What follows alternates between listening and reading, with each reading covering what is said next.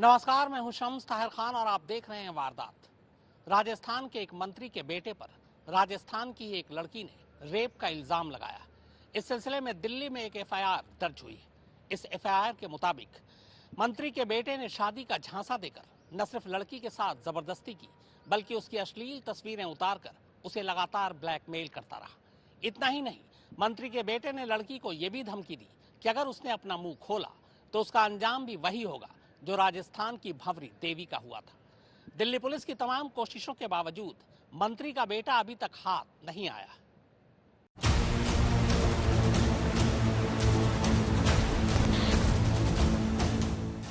भेड़िया है, लड़कियों को ढूंढता है।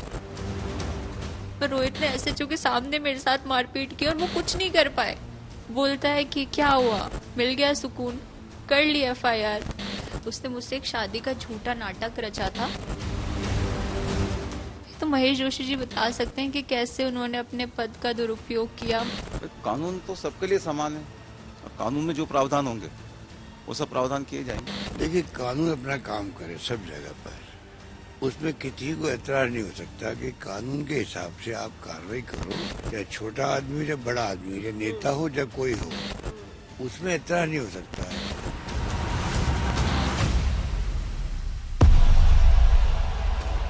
राजस्थान के एक ताकतवर मंत्री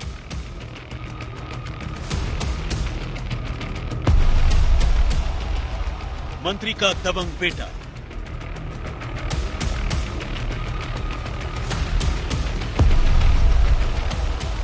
राजस्थान की एक बेटी,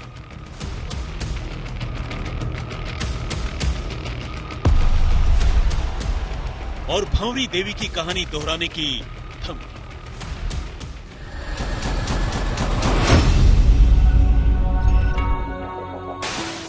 भंवरी देवी तो याद होगी ना आपको, वही भंवरी देवी जिसने एक वक्त राजस्थान की सियासत में भूचाल ला दिया था।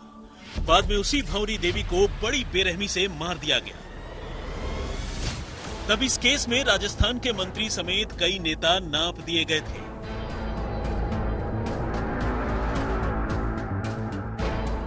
उसी राजस्थान की सरजमीन से एक मंत्री के बेटे ने राजस्थान की एक बेटी को यह धमकी दी है कि अगर उसने अपना मुंह खोला तो राजस्थान एक और भंवरी देवी को देखेगा।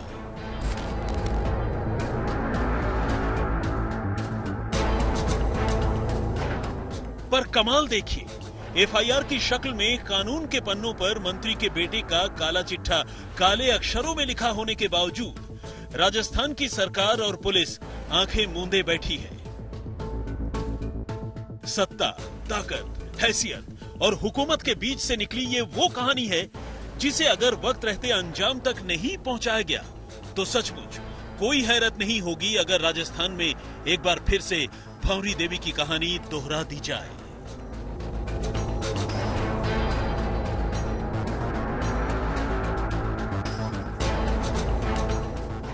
दिल्ली के सदर बाजार थाने में दर्ज ये सिर्फ एक एफआईआर नहीं है।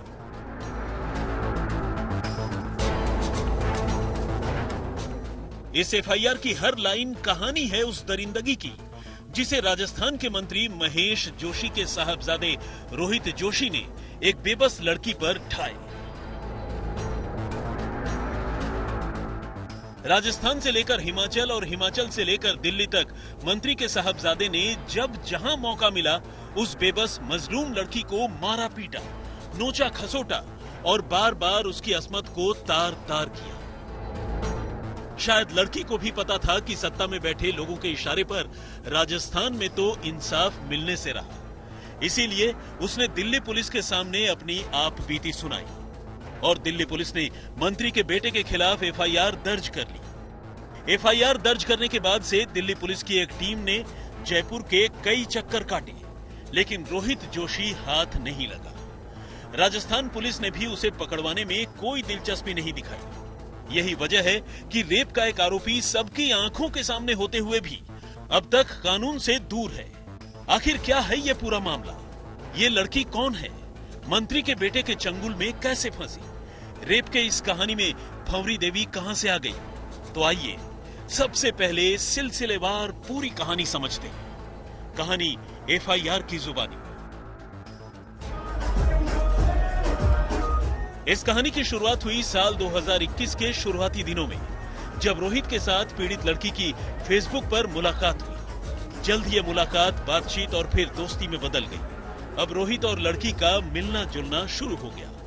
लेकिन कहानी में असली ट्विस्ट तब आया जब शादीशुदा रोहित ने खुद को लड़की के सामने बेचारा बनाकर पेश किया। उसने कहा कि उसकी पत्नी से बिल्कुल भी नहीं बनती है, वो हमेशा ही उससे लड़ती झगड़ती रहती है। ऐसे में धीरे धीरे लड़की के मन में रोहित के प्रति हमदर्दी पैदा हो गई, लेकिन रोहित ने उसकी इस हमदर्दी का फायदा उठाया। फेसबुक के थ्रू उसने फेसबुक पे मुझे 4-5 बार मैसेज भेजे, उनको इग्नोर किया। उसके बाद उसने उनको अनसाइन कर दिया। फिर दोबारा उसने मुझे मैसेज भेजा तो एक बार मैंने उसे रिप्लाई कर दिया। ऐसे धीरे धीरे उसने मुझसे बात करनी स्टार्ट करी। मुझे लगता था अच्छा इंसान है, मुझे पता नहीं था कि भेड़िया है। वो लड़कियों को ढूंढता है और ऐसे ही लड़कियों को ढूंढता है, और जो जगह उसने एक बनाई हुई है वहां उन लड़कियों को बुलाता है। सुबह कोई होती है, शाम को कोई और होती है और रात को कोई और होती है। उनको फंसाता है लड़कियों को बुला के। लड़की ने रोहित के खिलाफ जो पुलिस रिपोर्ट लिखवाई है, उसमें भरोसे के कत्ल की रोंगटे खड़े कर देने वाली कहानी है। लड़की ने पुलिस को बताया है कि 8 मई 2021 को उसके साथ एक भयानक वारदात हुई। असल में इस रोज वो रोहित पर भरोसा करके उसके और उसके कुछ दोस्तों के साथ सवाई माधोपुर गई, जहां दोनों एक दोस्त के पुश्तैनी मकान में रुके। लेकिन इसी रोज रोहित ने उसका भरोसा तोड़ दिया। असल में हुआ यूं कि रोहित ने उसे धोखे से जूस में कोई नशीली चीज डालकर पिला दी, और अगले दिन जब उसे होश आया तो उसके पैरों तले जमीन खिसक गई। होश आते ही उसे एहसास हो गया कि उसके जिस्म पर कोई कपड़े नहीं है। रोहित के इस रवैये से लड़की न सिर्फ डर गई बल्कि बुरी तरह रोने लगी। लेकिन हद तो ये हो गई कि अब रोहित उसके साथ कभी इमोशनल तो कभी ब्लैकमेलिंग का खेल खेलने लगा। रोहित ने पहले तो उसे उसकी बिना कपड़ों वाली तस्वीरें दिखाई और फिर कहा कि वो उससे बहुत ज्यादा प्यार करता है और उसके बिना जी नहीं सकता। उनको फंसाता है लड़कियों को बुला के, उनको यूज में लेता है और फिर उनको फेंक देता है। वो कुछ नहीं कर पाती है क्योंकि फोटोज होते हैं, वीडियोज होते हैं, वो कुछ नहीं कर पाएंगी, वो चुप हो जाएंगी। या तो वो खुद को खत्म कर लेंगी या फिर वो भाग जाएंगी कहीं, क्योंकि ये तो उनकी जिंदगी बर्बाद कर देगा और करेगा, आगे भी करेगा। अगर आज मुझे इंसाफ नहीं मिलता है ना तो ये आगे भी उनकी जिंदगियां बर्बाद करेगा। लेकिन सच्चाई तो ये थी कि अब लड़की रोहित के जाल में बुरी तरह फंस चुकी थी। मुंह खोलने या रोहित को कुछ भी बोलने का मतलब था कि रोहित उसकी बिना कपड़ों वाली यानी आपत्तिजनक तस्वीरें और वीडियो कभी भी वायरल कर देता। और आखिरकार उसका वही डर सामने आ गया। जल्द ही रोहित मनमानी पर उतर आया और जैसे ही लड़की ने उसे रोकने टोकने की कोशिश की तो रोहित ने उसे याद दिलाया कि अव्वल तो वो राजस्थान के एक कद्दावर मंत्री महेश जोशी का बेटा है और दूसरा उसका रसूख इतना है कि पुलिस उसका बाल भी बांका नहीं कर सकती। और तो और रोहित उसे बातों ही बातों में ये भी बताने लगा कि उसके पिता के हिस्ट्री शीटर और माफियाओं तक से रिश्ते हैं और वो जब चाहे किसी का भी पूरा का पूरा परिवार खत्म करा सकता है। यहां तक तो फिर भी गनीमत थी, लड़की को अपने रिश्ते संभाल लेने की उम्मीद थी। लेकिन इसके बाद रोहित ने हद ही कर दी। अब वो जब चाहे तब लड़की को अपने अलग अलग ठिकानों पर बुलाने लगा और उससे रिश्ते बनाने लगा। यहाँ तक कि वो अब लड़की को किसी से बात करने भी नहीं देता था और नौकरी छोड़कर चुपचाप घर बैठने के लिए उस पर दबाव बनाने लगा। लड़की जब भी इस बात का विरोध करती तो रोहित न सिर्फ उसे मारता पीटता बल्कि उसे उसके वही पुराने वीडियोस और तस्वीरों की याद दिलाकर उन्हें वायरल कर देने की धमकी देता। इसके बाद 3 से 4 सितंबर 2021 को दिल्ली में एक और दर्दनाक वारदात हुई। इस रोज लड़की एक इंटरव्यू के लिए दिल्ली आई थी, लेकिन यहाँ रोहित पहले ही मौजूद था। उसने खुद को और लड़की को पति पत्नी बताते हुए होटल में कमरा ले लिया और उसके साथ ज्यादती शुरू कर दी। इस दौरान रोहित ने उसे न सिर्फ अश्लील फिल्में दिखाई, मनमाने तरीके से उसका यौन शोषण किया, बल्कि जबरदस्ती फिर से उसके कुछ और वीडियोस बना लिए। अब रोहित लगातार लड़की पर अपना शिकंजा और कसता जा रहा था। आगे रोहित उससे क्लबों में डांस तक करवाने लगा। जब पानी सर के ऊपर से गुजरने लगा तो हार कर लड़की ने खुदकुशी कर लेने की धमकी दी और तब रोहित ने नया शिगुफा छोड़ा। उसने कहा कि अब वो अपनी बीवी से तलाक लेकर जल्द ही उससे शादी कर लेगा। अपनी झूठी बातों पर यकीन दिलाने के लिए उसने न सिर्फ उसे अपने वीडियोस भेजे बल्कि उसके घर भी पहुंच गया। ये मेरे को ब्लैकमेल नहीं कर रही, मैं खुद की मर्जी से बोल रहा हूँ। बहुत मैं मेरे रिश्ता से शादी करूंगा। बल्कि अब तो उसने लड़की के माँ बाप को भी डराना धमकाना शुरू कर दिया। इसके बाद 26 जून 2021 को रोहित ने लड़की के साथ हनीमून पर जाने का झूठा ड्रामा रचा और उसे अपने साथ मनाली लेकर गया।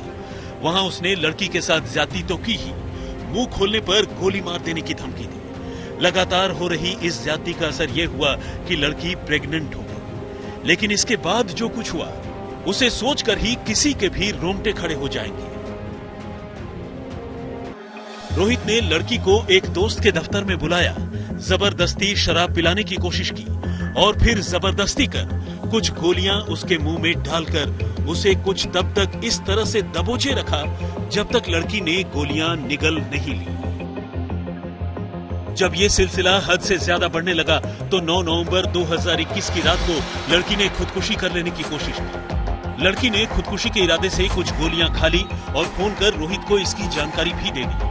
लेकिन इसके बाद हुआ यूं कि रोहित लड़की को जबरन जयपुर के सवाई मानसिंह अस्पताल लेकर गया। यहाँ उसने लड़की को अपनी बीवी बताकर डॉक्टरों को झूठी कहानी सुनाई और उसका स्टमक वॉश करा दिया। और इसके कुछ ही दिन बाद फिर से ज्यादती और धोखे का वही सिलसिला शुरू हो गया। अब पूरा 1 साल गुजर चुका था। नए साल यानी 2022 में रोहित ने नई कहानी शुरू कर दी। अब उसने अपनी पत्नी को तलाक देने की बात कहनी शुरू कर दी। उसने कहा कि उसने अपनी बीवी से तलाक के पेपर्स पर दस्तखत करवा लिए और 25 फरवरी को वो अपनी पत्नी से छुटकारा पा लेने के बाद उससे शादी कर लेगी। चूंकि लड़की बुरी तरह रोहित जोशी के जाल में फंस चुकी थी, उसे रोहित की हर बात पर एतबार करने के सिवाय कोई चारा नहीं। लड़की की माने तो इस दौरान रोहित ने उससे न सिर्फ कई सादे कागज पर साइन करा लिए बल्कि उसके अकाउंट में लाखों रुपए भी डलवाए। हालांकि लड़की का आधार कार्ड और दूसरे पेपर्स उसने अपने पास रख लिए थे ताकि लड़की उसे छोड़कर कहीं भाग नहीं सके। अगर मैं गलत होती ना तो मैं मेरी एफआईआर में कभी ये सब चीज़ें मेंशन नहीं करती।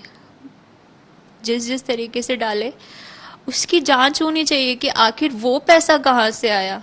उनके सारे काले कारनामे खुल जाएंगे उनसे कि वो पैसा कहाँ से आया। इसी जमीन के पैसे जो आपके अकाउंट में डाले वो तो अनिल चौधरी बता सकता है कि कौन कौन सी जमीनों के पैसे और किस किस के अकाउंट में उसने डाले हैं। राजनीति तक रहे तो ठीक है, कम से कम जुर्म के साथ राजनीति नहीं होनी चाहिए।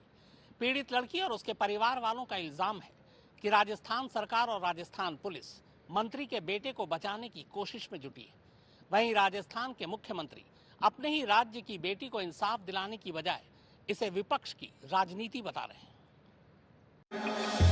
अब कहानी जयपुर से चंडीगढ़ होते हुए हिमाचल पहुंच चुकी थी। अब रोहित यहां लड़की को लेकर पहुंचा और एक नया ड्रामा हुआ।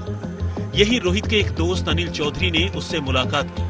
रोहित से कहा कि उसके पिता ने उसे अपनी जायदाद से बेदखल कर दिया है। लड़की की माने तो ये सब शिगुफे के अलावा कुछ नहीं था। जिसके बाद रोहित ने डरने घबराने का ड्रामा शुरू कर दिया और फिर दोनों दिल्ली लौट गए। यहाँ सदर बाजार के एक होटल में रुके और तब कहानी में राजस्थान पुलिस की एंट्री हुई। लड़की की माने तो अब दिल्ली पहुंचकर जयपुर सदर थाने के एसएचओ अपनी टीम के साथ उसे धमकाने लगे। फिर उसे जबरन जयपुर लाकर अस्पताल में भर्ती करवा दिया और मनमाने तरीके से उसका बयान लेने की कोशिश करने लगे। और तो और इस दौरान रोहित पुलिस की मौजूदगी में ही लड़की के साथ एक बार फिर से मारपीट करने लगा। तो महेश जोशी जी बता सकते हैं कि कैसे उन्होंने अपने पद का दुरुपयोग किया। हालांकि लड़की बयान देने के लिए तैयार नहीं हुई और आखिरकार थाने में चल रही इस पूरी ड्रामेबाजी का वीडियो किसी तरह शूट करने में कामयाब हो गई। लेकिन इसके बाद रोहित ने उससे दूरी बनाने की शुरुआत कर दी। उसे फोन से लेकर सोशल मीडिया तक हर जगह ब्लॉक कर दिया। हद तो ये रही कि आखिरी बार 17 अप्रैल 2022 को भी जब रोहित लड़की से मिला तो उसका यौन शोषण करने से बाज नहीं आया। और फिर आखिर में इस डायलॉग के साथ चला गया कि अगर उसने रोहित का पीछा नहीं छोड़ा तो एक और भंवरी देवी कांड हो जाएगा और वो और उसका परिवार न जाने कहां गायब हो जाएंगे, किसी को पता भी नहीं चलेगा।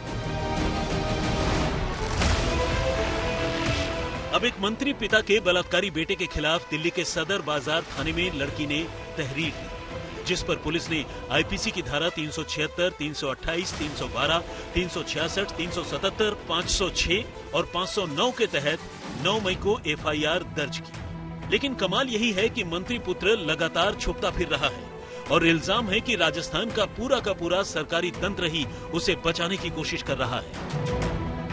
आज उसको दिल्ली पुलिस के सामने पेश होना है, मगर उसने आपको फोन करके आज भी धमकी दी है। बोलता है कि क्या हुआ, मिल गया सुकून, कर ली एफआईआर। मेरा जितना बुरा होना हो सकता था ना, उतना मीडिया ने कर लिया। पुलिस वाले मेरा कुछ बुरा नहीं करेंगे, ना मैं जेल में जाऊंगा, ये बात तू गार्ड बांध के रख लेना।